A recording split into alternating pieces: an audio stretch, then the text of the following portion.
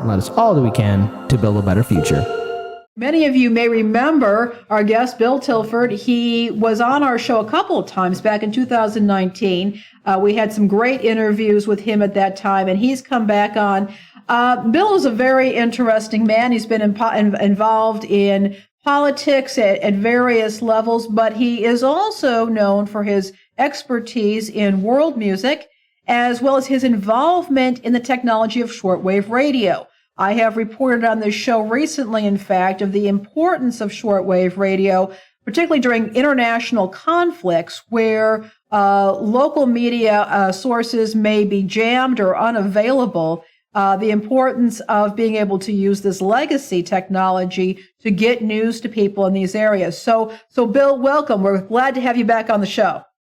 Thank you. Always a pleasure. And I would like to second Daniel's last point about the need to talk to each other, globally speaking.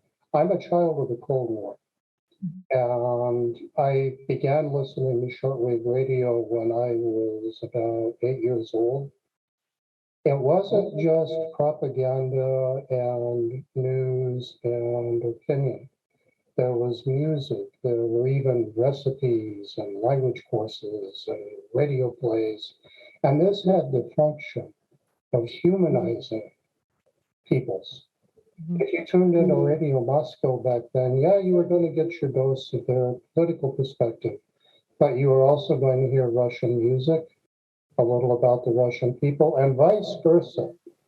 The Voice of America and its related stations in its heyday was sending American music, American culture. In fact, there are good political scientists that argue that the VOA jazz show had almost as much to do with ending the Cold War as our missile buildup. That might be an exaggeration, but only a little bit of one.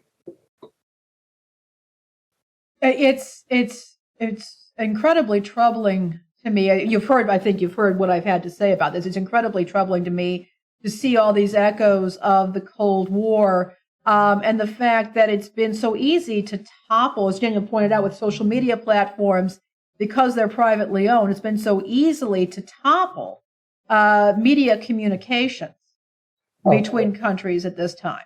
Yes, a fairly, well, let me respond to that two ways. When the Cold Are you able War to turn your ended- microphone up a little bit? Yeah. Or a bit more? Yeah. Is that a little better? Yeah, we need to have a little bit of volume increase. Like 8 to 10 decibels. You're cutting through very quiet. How's this? Is this better? A little bit better. A little bit. Try and mix. Okay. All right. Let me respond to that in a couple of different ways. First of all, when the Cold War won, and I guess we'll have to start numbering these, unfortunately. Yeah. When Cold War I ended, a number of countries fallaciously decided, well, who needs something like shortwave anymore? We'll just get facilities on the ground with our new friends and, end of history and all of that. But along came the internet with a false promise, which is my second point. It was believed to be a better way to deliver this type of material if you were going to deliver it. The survivors in shortwave today do what they were doing back in the 60s and 70s. It's a mix of news, opinions, music. It's still the humanizing thing. What many countries that went to the internet did was they cut it down to news and opinion only. So you were going to get your daily dose of their perspective on the world, but you weren't going to get all of those other things that make people seem more human one to another. In our cancel culture, which has become almost a global phenomenon, really, the powers that be actually kind of like that because it's easier to push their narratives if we don't see people in other countries as people. Right. And it turns out that, hey, it is really easy to shut everything off. And there's nothing worse than our not talking to each other, even if we're arguing. So We may be living in a more dangerous time now than we were in the 70s, and that was scary enough. go ahead, Lane. No, I agree. One of the things that has disturbed me, I thought, and I was very foolish in the 90s when I first started seeing the web and what you could do with it. I thought, okay, people can see pictures, they can see video. This will make things more clear to people. We won't have to worry about the wool being pulled over our eyes. Well, of course, what I learned is that video and photographs, they can speak 1,000 words, but those are the words that the publisher wants you to hear, and you can easily manipulate photos and videos to tell whatever narrative you want. And that is what really concerns me. People have said, well, we saw a picture, we saw the video, we heard the audio, we saw the text message, we have the receipts. So we know what this is. We know what's actually happening with no consideration of the context, why this was chosen, why this photo was chosen, why this video was chosen. And as a result, all it does is feed a narrative. And that is what concerns me, is because I think people do see videos and pictures and screenshots as evidence, when in fact they can be entirely manipulated. One of the most unfortunate things about what is called fact checking and fake news and the rest of that, my generation was taught to listen to everything and filter and trust no one, not our side, not their side. But if you listen to everyone, parts of the truth would be in there somewhere. You looked for the intersection where people weren't disagreeing, and you were reasonably certain to be to something that vaguely resembled the truth. Now there seems to be this chaotic search for objective truth that's not only disturbing in its own right, but the fact that people believe there is such a thing may be even more disturbing. Another problem with the internet, I'm going to show you a couple of little toys. Okay. Shortwave radios used to be a lot bigger. Okay. The best ones about the size of my torso. They have been miniaturized considerably. This one is, I'm not doing ads for either of these companies. I just want to show you how little they are. That one literally can be concealed in my hand. And they aren't spy radios, they're consumer products. Anyway, the radio listening experience is also different. And a lot of us used to turn the little dial, go from station to station. And some of our favorite listening came to us almost by accident. Mm-hmm. We would run into a song or something that caught our attention and we'd stay, or come for the tunes, stay for the news is another way to look at it. The internet's a very different experience. People don't go randomly, people surf the net, quote unquote, but they don't go randomly scanning through countries. You have to enter a very specific search term. Sure. And if you go into something like YouTube, for example, now, I'm not singling them out, they're common, but they're a good example. What gets at the top of your "you should watch this" list isn't your choice, it's theirs. Mm-hmm. You've all had that, and you've seen the dark side of that as well with shadow banning. If they decide yes, well, it's something we're familiar with, but the thing is, like, for a lot of our viewing audience, because we're so used to the internet, its power and its easy use, that for I guess for a lot of generations, we're used to having the accessibility of having all this information at our fingertips. But what a lot of people don't know is Heartlands Media, we got our origins on radio.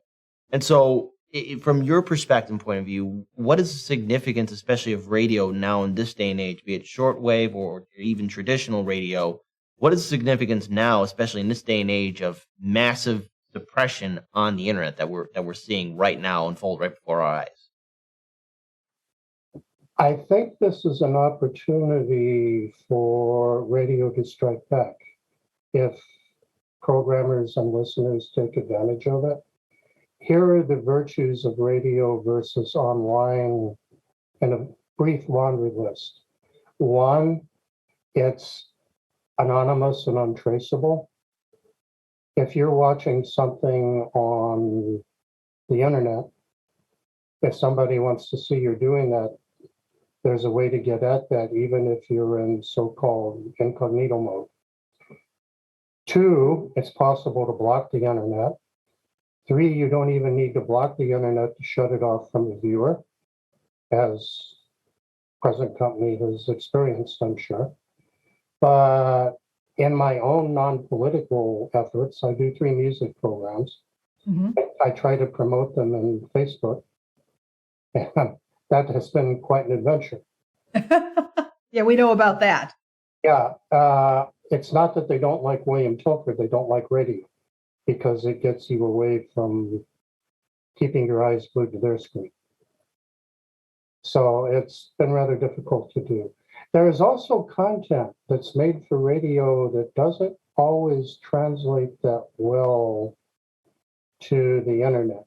That shouldn't be a big surprise because if you go back to the early 20th century, there are some radio programs that were beautiful as radio programs.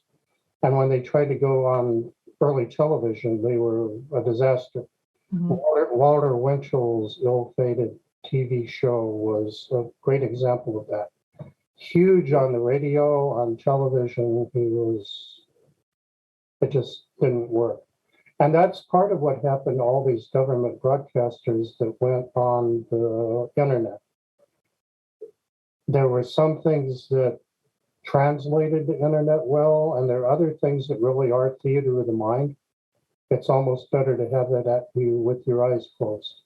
I'm going to give you 2 more things that I think are critical in this point. I recently moved from Chicago to a smaller city in Indiana, Lafayette. After I got here, Indiana Public Radio canceled for budgetary reasons their best public affairs program about Indiana politics. Mhm. And the local paper, the Journal and Courier, got rid of its letters to the editors section. Where I'm going, yes, quietly. I mean, they didn't announce this is the end of it. They just quietly disappeared it.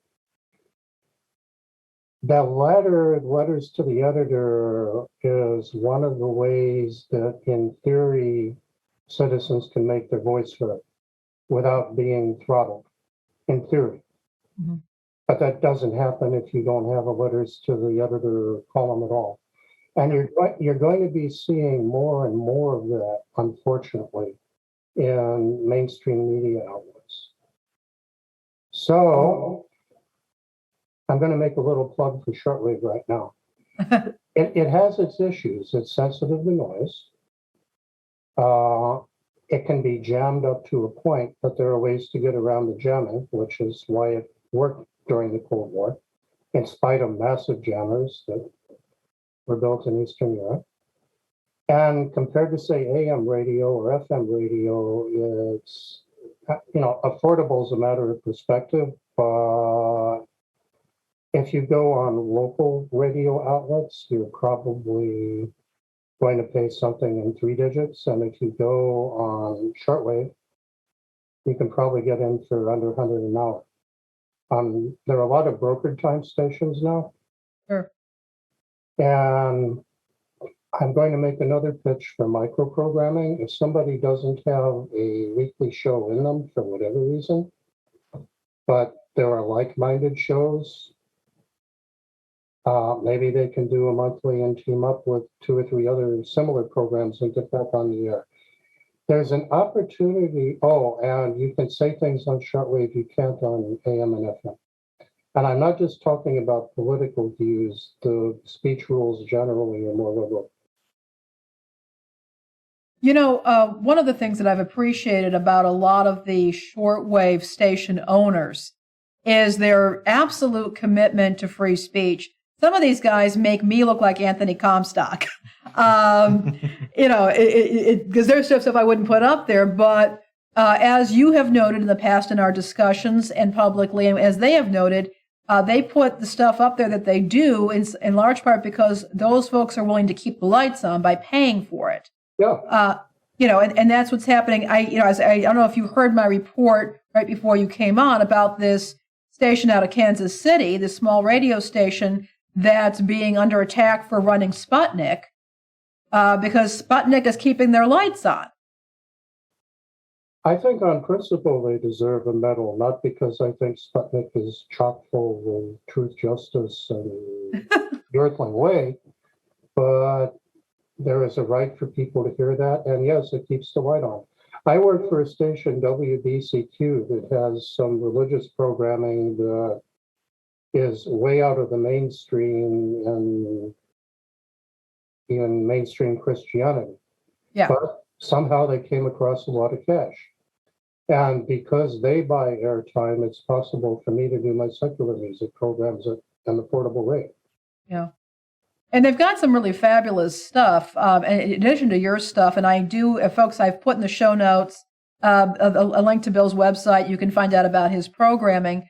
And you don't have to have a shortwave radio to listen to all of it. The station that he's with does have streaming periodically that you can listen to. I've been up listening to some of Bill's Cuban music programming, and I've ended up getting dancing around my apartment because it's so awesome. But there's also the stuff like Marion's Attic, which is music that's 100 years old from wax, the wax cylinders and all that stuff that you are never going to hear even on local radio. It's just this stuff that is so interesting. I think in part because if you're going to go with the shortwave medium, you're really dedicated. There's another thing you can do on shortwave which you can't do on AM and FM for the most part, at least not public radio outlets. It's actually a key reason why I'm not on NPR. NPR requires that you have physical albums or discs in order to play something. And we're in a digital world now. A lot of the new music coming out is digital only. The artists and the people funding the recordings don't have the money to fabricate hundreds and hundreds of CDs. I can play any medium I choose on shortwave. So if I tried to take my program to NPR, I couldn't run probably 70% of my episodes. And it's not just music, it's musician interviews, it's new stuff, it's what's happening right now. And eventually, I don't want to turn this into an anti-NPR rant, they have their place in the world, but eventually they're going to be less and less relevant musically because they can't do what's coming out. I wanted to ask you before we conclude, I wanted to ask a question. I know you have deep ties with the Cuban music community. How are people doing down there in Cuba with all of this? I mean, is this bringing back, memories of the Cuban Missile Crisis, or this kind of saber rattling? Are the people there concerned at this time? Do you know? There have been enough problems with our sanctions that this is sort of one more day at the office for them, but they're in an interesting situation on this. Officially, they're not condemning what Russia just did, but if Russia can do that in Ukraine, what can we do there? So it's a tricky question for them. I gotta say, in a kind of an ironic sense, it's very interesting to see how upset the world is at Russia over Ukraine compared to the U.S. and Iraq, or Afghanistan, or Yemen, or Somalia, or Venezuela, or Bolivia. Libya. We're talking about importing oil from Venezuela again. Venezuela is our friend. It was always our friend, to paraphrase Mr. Orwell. I'm not making this up. We've had envoys down there discussing oil imports. But because of how the media is structured, you have to go searching for that to find it. It won't fly up and hit you in the face because it's not It's not on the conspiracy websites. It's in regular media, but it's not page one for obvious reasons.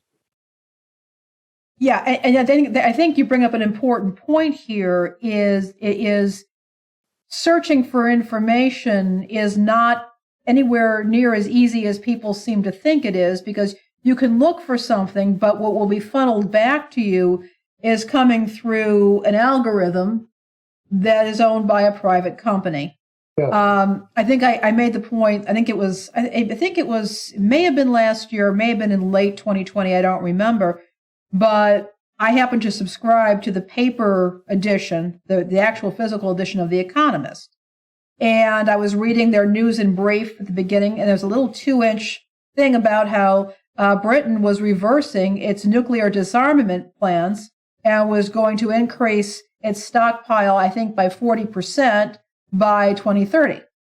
And I hadn't heard about this elsewhere. And I talked about it here on the show. I hadn't heard about this anywhere else. I'm thinking, has this story been buried? Is it wrong? I did some research. No, it had got publicity. It had gotten press, but that press was not in my algorithm.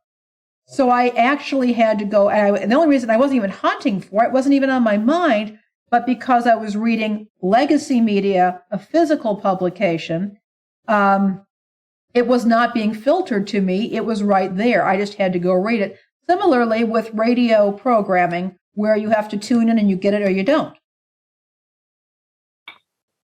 Well, I'm going to take a moment to be an evangelist here.